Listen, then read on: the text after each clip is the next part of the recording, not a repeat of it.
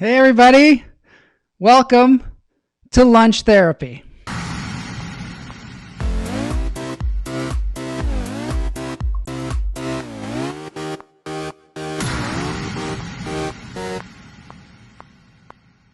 All right. Yeah. So good to be here, everybody. We're streaming out live to Facebook and YouTube and Instagram and Periscope, and it's just it's a pleasure. It's a pleasure. It's Thursday, and we're here for lunch therapy. We're going to take in a breath and hold it. Let it out. I see my wife Kamala is here today. So good to see you. She's in the house. Okay, let's take in another breath. Taking another breath. Hold it. Let it out. I feel better. I'm feeling pretty good here today. Today we're going to take on the Alaska stories. I know a lot of you have been asking me about that. This is a saga that started maybe a couple weeks ago. And I was trying to figure out why I went and worked in Alaska back in college. And we're just going over that. One of the things that we've been talking about on our show, too, is about Generation X. And, oh, yeah, I got to say this. Squatch. I got the Sasquatch on. Yeah. Yeah, I got the Sasquatch shirt. I don't know if you guys can see it. Hi, Mary Marks. We're doing Alaska today. This is my Sasquatch shirt. I think I'm maybe starting to look like the Sasquatch. I think that's my, this is starting to become this, from being in the house all the time and not cutting my hair, and it's just getting longer and longer and longer. And pretty soon, Bigfoot is not going to be just my best friend, Bigfoot. I might be Bigfoot. I'm evolving into Bigfoot. I'm holding the microphone today in true stand-up comedy fashion. I kind of miss this, where you take it out of the stand. You get up there, you take it out of the stand. You got to put the stand aside, and then you talk and you kind of lean on it. And Bigfoot is my best friend, but the stand is also my best friend because it's always there. Whenever you need it, holds the microphone. It's a very, very nice thing to have. I think everybody should get a microphone stand and just keep it in their house. And when you want to pontificate, you got it. Okay, so without further ado, we are going to get to Alaska. This is a coming-of-age story for those of you who missed the first part of it. I'm not going to do a recap. Yes, my shirt is super cool now. Super cool. Everybody should get a shirt like that. But don't let it distract you, Joel, because we're going to get through this Alaska story. So it's a coming of age story. I was somebody who went to college kind of near where I grew up. I went to the University of Washington. Pam definitely, she also knows the University of Washington quite well. And this is definitely Mike Stan's show today. So I went to college near where I grew up, and I grew up in Edmonds, Washington, and I went to the University of Washington. It was very close. My dad also taught there, so it was almost like being at home. I was in a fraternity. It was like 60 guys, instant friends. That's the way fraternities are. And I was surprised because I moved into this fraternity, which I didn't know fraternities actually existed. And, but it was weird because the first day of school, I'm going down to the university campus and there's just thousands and thousands and thousands of people, but there are people coming back from class and they're like, "Hey, Joel, hey, Joel, hey, Joel." And I'm like, I live with those guys. And a lot of the guys, are my best friends today. Some of them are even in the chat room at this very moment. So I was kind of I lived a sort of a greenhouse existence. I was sort of taken care of a lot, So as a result, I think I was a little bit afraid to go anywhere, especially on my own. I was afraid to set out on my own. I didn't really realize it until one summer in college. I think it was my sophomore year. I had arranged to go to Germany and live with a German family for the entire summer, work in a Fernsehen something. It's like a TV repair shop. And I was going to teach them English and they were going to teach me German. I was going to speak German the whole time. And you know what? I just totally bailed. I totally bailed. And I didn't even tell them. I just didn't go because I just want to live with my parents. It's kind of a recurring theme on the show. I just want to live with my parents. Is that Pam from the UW? Pam Gannell, meet Pam Vanderway. She's from the Seattle area. She knows a lot about you and a lot about me. And she is also one of the premier dialect coaches in the world. She's one of the best dialect coaches in the world. So if anybody wants to learn some dialects, Pamela Vanderway is the one to go to. A little advertisement there. I can vouch for her. She knows her stuff. So I'm afraid. I don't go to Germany. And the next summer, I'm like, I gotta get out of here. I gotta do something. My friend says he's going to Alaska. So I ended up, long story short, I don't want to get into the other stuff because we already talked about it, but you can go back to previous episodes. But I went to Alaska. Doug and I got up there. Thank God Todd Lee is here. Thank you. If you can handle the Ave, you can go anywhere. You can even take on the Scientologists. Yes. On the Ave, there were a lot of Scientologists asking us to take tests when we were in college. It became kind of a thing. And I'll tell you that story another time. But I got to stay on the Alaska thing. So we get up to Alaska. We're kind of prima donnas. I'm enjoying the drink amaretto sours. I think that probably says enough about me that I'm kind of a candy ass. And we get up there and we think we're going to go to the cocktail lounge when we get to Alaska. And we get to the airport. There's no cocktail lounge. We get on a plane. We feel like we're going to die because the plane just lands on this landing strip and has to jam on its brakes like at the last second. And we think we're going to die. And we don't die somehow. Somehow we do not die. And now we're in Alaska and we go to work in the freezer. I con my way into the freezer because that's where Doug is. And Doug is the only person I know. There's one other guy that I know, and some of you people out there in the chat room know this guy.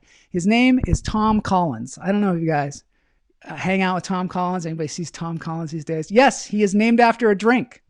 It's not amaretto sour, but it's a more kind of macho drink, the Tom Collins. I don't know what's in a Tom Collins. Maybe you guys can tell me. But Tom Collins, that was his real name. I know. Here is me. This just happens to be, I have some pictures from Alaska. This is a picture of me with Tom Collins' ID. He had like an old expired ID and I used that to get into a bar. Yeah, that's me. So I go to work in the freezer. I'm in Alaska working in a freezer and I'm a slimer, which means I stand under a hose and water comes down on me all day and I clean what we called the butt goober out of the fish. And it's called sliming a salmon. I have a shirt that says go slime a salmon. So I'm sliming salmon. I'm putting the butt goobers on Doug and we're in all this rain gear. And I realize I cannot do this for an entire summer. This was not exactly what I signed up for. I thought I was going to go up to Alaska and I was going to get rich. Because that's what happened in my neighborhood. The guys that went up there, whether they be Kenning Bloom or Tom Jackson, they all went up there and they got rich, super rich. And they would come back. One guy even put in a bid on my friend's parents' house. He was going to buy their house. That's how rich he got. It was like they won the lottery or something. They're just buying motorcycle stuff. That's what I thought Alaska was going to be. But I was not really a planner at that time. I was just kind of a doer. And I get something kind of vaguely in my head. Maybe I'm still like this. I get something vaguely in my head, and I was like, I got to go work in Alaska so I'm going to get super rich. And then when I get up there, I find out I'm working in this cannery, and that's not where you get super rich. You get super rich on the boats. That's where the money is. The cannery, you work like a dog, 20 hours a day sometimes, and you get paid. I think we got paid $5 an hour, if I recall correctly. $5 an hour. And the only reason you come home with any money is that there's no place to buy anything. There is, they keep all your money until the end. They give it to you like in one check, and they house you and they feed you. So the main thing is you work a ton of hours and you can't really spend it. But I could have probably done that at home. I probably could have found a job where I work a ton of hours and just, I don't know, put it all in the bank. I don't know, but I went to Alaska. And so this is not, so I found out, why am I in Alaska? I'm still, wondering today, why did I go to Alaska? What was it about Alaska? Why do I remember it so fondly when it was kind of hellish? When I look back on it, like, who would take that job? Standing under a hose, cleaning the butt goobers out of fish. I realized early on, though, very smart of me, that I could not stand under a hose and clean out the butt goobers the entire summer, because I would get carpal tunnel. I would get, I was putting on the gloves right, and I was trying to keep the water out, but you just can't do that for a whole summer. Your hands would just like prune off. You get carpal tunnel. You'd covered with butt goobers. And we're going to get to the bears. Oh yeah, I'm getting there. I'm moving forward. So I decided, I looked around at the other jobs. The next up job, you had to kind of work your way up. Dope shirt. Abigail, good to see you here.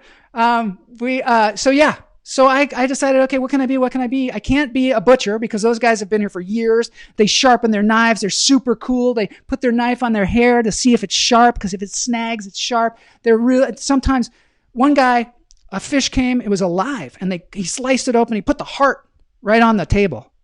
And I was like, I don't think I can do that.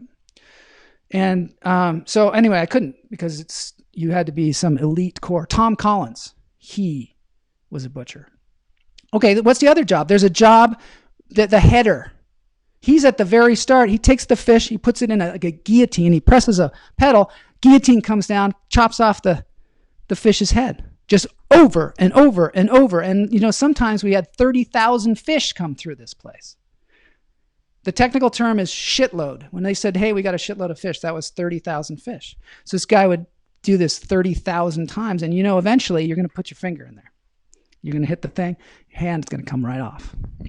And they knew that, so they paid the guy like an extra $1. He got like an extra $1, maybe $2. I don't know. But I didn't think that was worth it. And I'm the kind of guy that would just, chop my hand right off. So what else could I do? There was another job, and they took these racks. So the fish came out after they were kind of processed. They put them on a rack. And you had to take the fish and just slap it on the rack. And it was like several tiers of these racks that are on wheels. And you slap it on there, and then you put the fish in the freezer, and they freeze for shipment. And so I got into that group, which was run by this guy who was like, he'd say, they go highball, we go highball. And highball, there's this terminology there. Highball means they go really fast. Highball is when you go really fast. We go really fast. And oh my God, Frau Hall's in the room. Frau Hall is here. Susan Hall is my German teacher, one of my idols. She is in the room.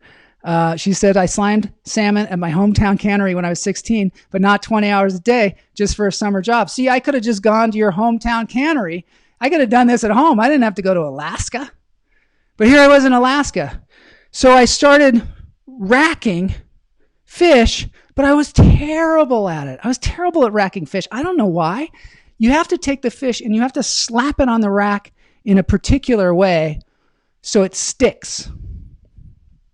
And I could not master this skill for a second. I would slap that thing on there, and there was a top row, and by the time I got to the bottom row, the top ones would just start sliding off and hitting me in the head.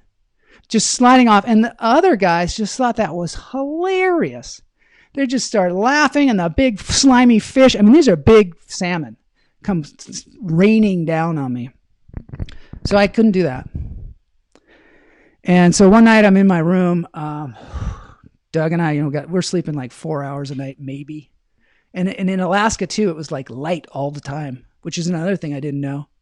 It's like light all summer long. And then like maybe in the middle of the night, the sun kind of turns in the sky. It doesn't really go down. It just kind of turned a little bit. So it's always light. I guess in the winter, it's always dark. That must be really weird. There's that movie. I'm not going to talk about it, but you've seen it with Robin Williams and Al Pacino. So anyway, I'm talking with Doug. It's light outside. It's like 3:00 in the morning. I'm like, I don't know what I'm going to do. I can't do the Slimer job. I'm really a loser at it. He's like, and Doug is super wise. I have a picture of Doug here. You've seen Doug.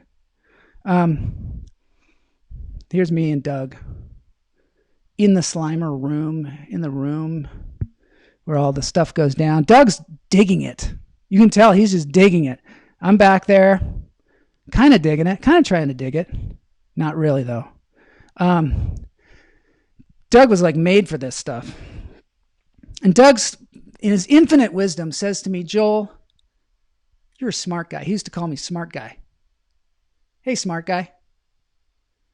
He said, Joel, you got a noodle in between your ears. You got to use it. You got to use that noodle. You can't be standing under a hose, sliming salmon, putting butt goobers on people all summer. You got to get into the position to use your brain. You got to use your brain.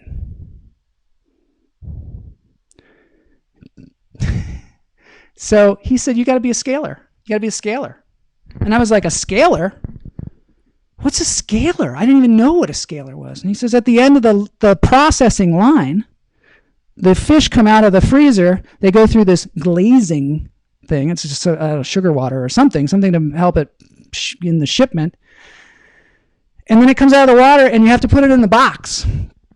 And you have to put it in the box. There's a 50-pound box. There's a 100-pound box. You got to put enough fish in there, and it's got to be exactly 50 pounds. It's got to be exactly 50 pounds. Like, can't be 50.1, can't be 49.9. It's got to be exactly 50.1, and that are 50 pounds. And that takes some real like skill and mind, and you were born to be a scaler, dude. And there's only two people who are scalers, but the thing is, nobody can do it. It's like you have to be super fast, because when they go highball, you got to go highball. They go highball, you go highball. So they just put me in. They're like, fine, you want to try it, man. Nobody can do it. And I went in there, and I stand at a scale, and there's a guy behind me who's also a scaler. There's only two.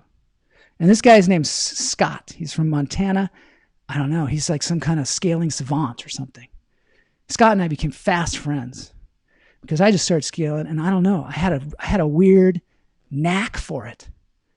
And the great thing about it is that's where all the women are too, because the women, they help you pick out the fish, and there are women there. I didn't think there would be women there, but there's all kinds of women. And there are a lot of them were there working the scale because they have a brain as well. I believe they had a brain as well. And so they would like, I would say, I need a 5-pound fish, and they'd be like, here it is. And I would boom, boom, boom, boom, boom, and move that thing along. And every time it like hit 50 pounds, I'd be like, ding, and I'd move that thing along. It became like a contest between me and Scott. We're just, and everybody, we had fun. We would have fun. It'd be like 20 hours a day. We'd be all just like, I need a 2-pound fish. I need it. And slamming it on. The very first time I did it though, not fun. First time I got back there, I just remembered this. It was like, Lucy and I Love Lucy with the cookies, where they're coming by and she's trying to package them or whatever, and she starts eating them and they fall off the thing, and that was pretty crazy. Yeah, I gotta tell about this too. Yeah. So anyway, they're coming, they're rolling along. Abigail's gonna look for her brain now. Anyway, they're coming along fish. And so the fish started piling up. They started piling up really high and falling off the table. And people were yelling at me. And I was trying to get the 50-pound fish. And so I wasn't so great at it in the beginning. And I thought they were going to fire me at first. But then something clicked. I was like, oh. I suddenly could do it. I could pick up a fish and just be like 7.2 pounds. Bonk. And I mean, I just became boxes. You know, sometimes I was waiting for the fish. That's how good I got at it. But there was a problem because at night, sometimes while Doug and I are sleeping, suddenly Doug would hear a noise and I'd be on the floor picking up shoes and like trying to figure out how much they weighed. I started to get a little bit of a, sleepwalking lunacy, like a lunatic, doing all that scaling. I was a fish whisperer. I was definitely a fish whisperer. So I became very good at it. Scott and I became very good friends. He also had a friend named Mike and Scott. I got a picture. This is me taking it's me. Yeah, me. I'm on the left. Scott is in the middle. Mike is on the right. I don't know what happened to these guys. They were from Montana. They're super cool guys. Hopefully we'll get them in the chat room. Hopefully we'll interview them someday. I don't know. I don't even remember their last names. Maybe Doug remembers. Hopefully Doug's going to come around. Doug's elusive. He's an elusive guy.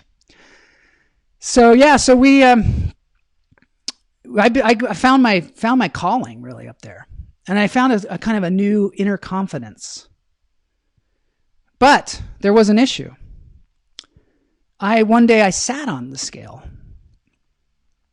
and I realized that with all this frat guy stuff and all this stuff, I had gained probably 60 pounds in college. You know how they say like a freshman 15 or whatever? I had the junior 60 pounds. And I was like kind of panicked. So I had to put myself on a diet. Now meals at this particular place in Alaska, which is a cannery, they didn't like us wasting time doing meals, but they had meals planned. It was very structured. They had a morning breakfast. It would happen after you started work.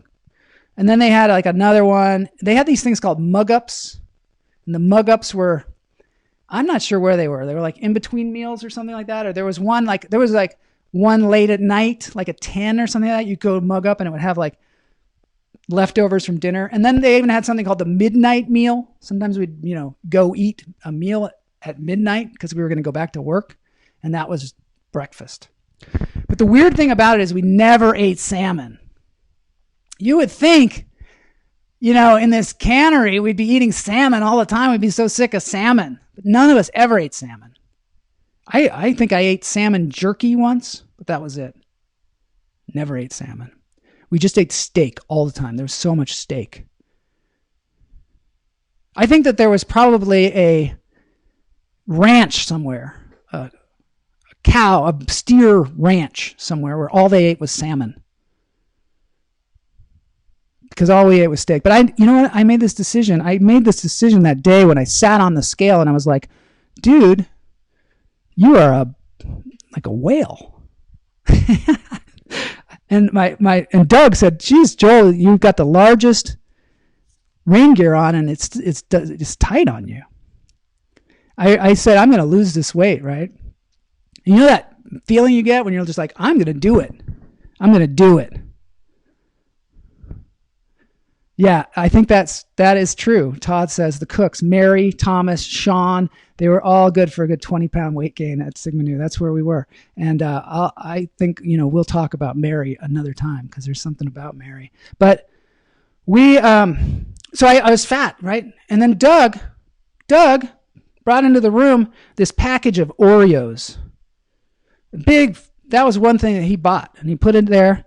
And I made this resolution at that moment that I would never eat one of those Oreos. I would never eat it. I crossed the threshold. That's exactly what I did. I crossed the threshold. This is the first threshold. Well, I already crossed a couple of thresholds in Alaska, but this is a coming of age story, as you recall.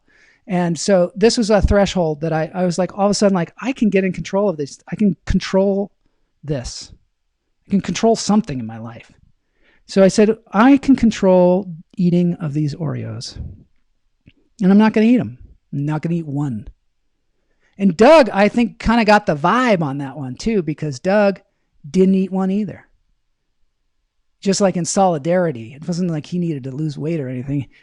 They sat there the entire summer. And they became sort of rubbery. It's weird. Other things become, when they become stale, they become hard. Like bread. But Oreos, I think it's maybe, I don't know, chemicals. They become rubbery. So we had some rubbery Oreos. And I resolved that I was not going to eat anything except soup at lunch and salad at dinner. But I didn't really go to dinner. I would actually eat the salad, I think, at Mug Up. And then at dinner, I was going to run. There was one road. There was one road up there. Nothing, no town, no nothing, just warehouses and one dirt road that would go to a lake. There was a 2-mile road that would go to a lake. It was weird because there were cars there. Having a car in Excursion Inlet, Alaska, this place was called XIP. XIP, I don't know why. Still don't know to this day. Don't even know what company we worked for. Yeah, there was one road, but people had cars. There were some people that had cars, and that was like a super prestige thing to have a car. Because they had to come up on some kind of shipment and drive around. And all they could do was drive to the lake. That was it.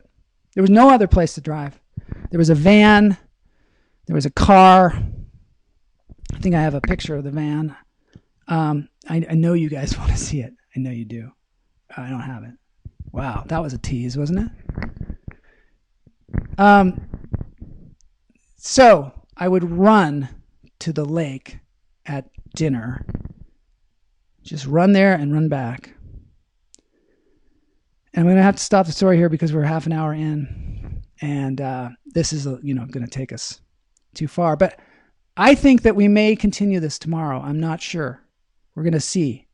But I think that we're going to continue the Alaska stories tomorrow. So please tune in tomorrow. There will be more thresholds crossed. Thank you, Mary Marks, for that terminology. There will be more thresholds crossed.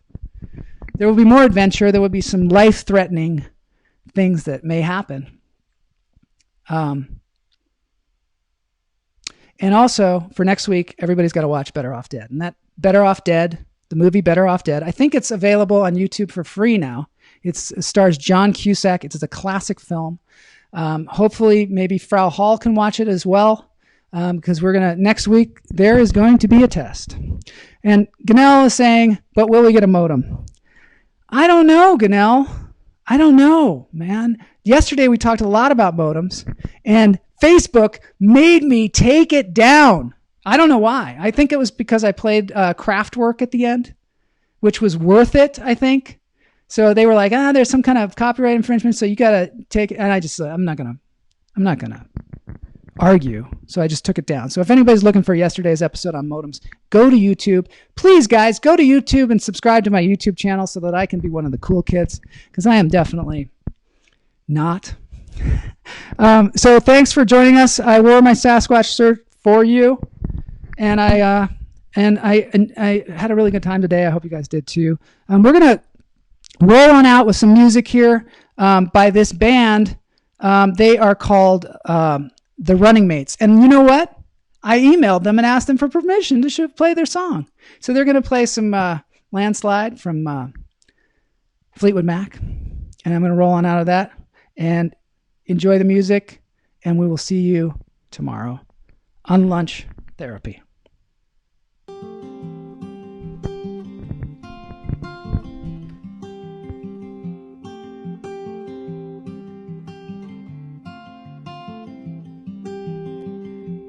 took my love and I took it down.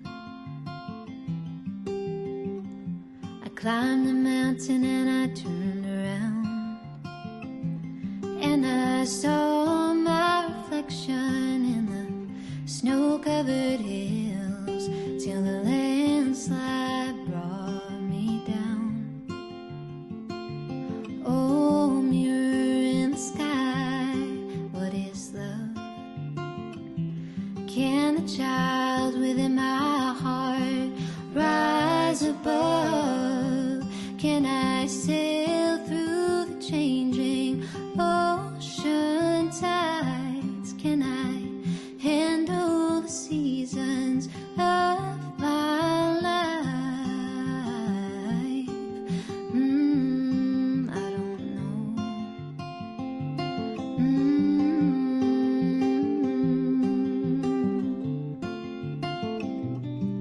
Well, I've been afraid of changing, 'cause I built my life around you.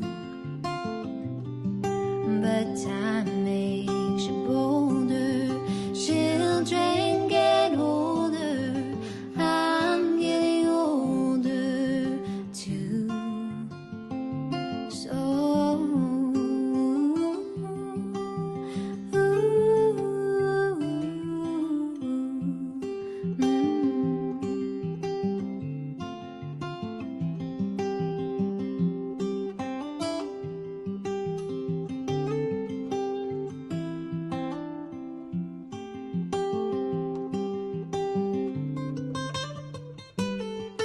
well, I've been afraid of changing, 'cause I built my life around you.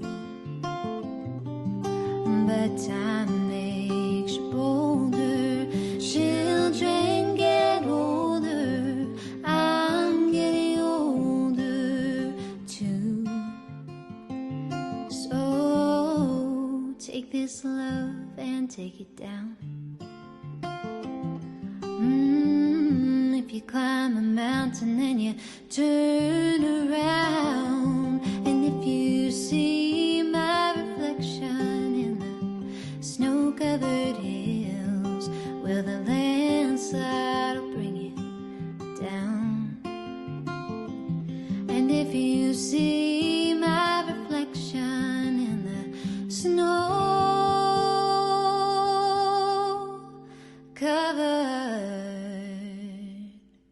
hills,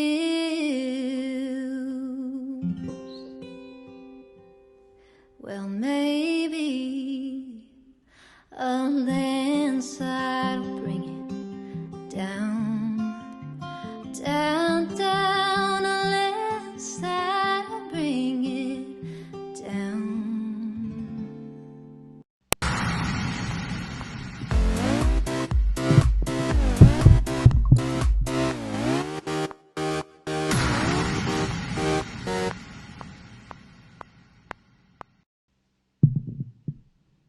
All right.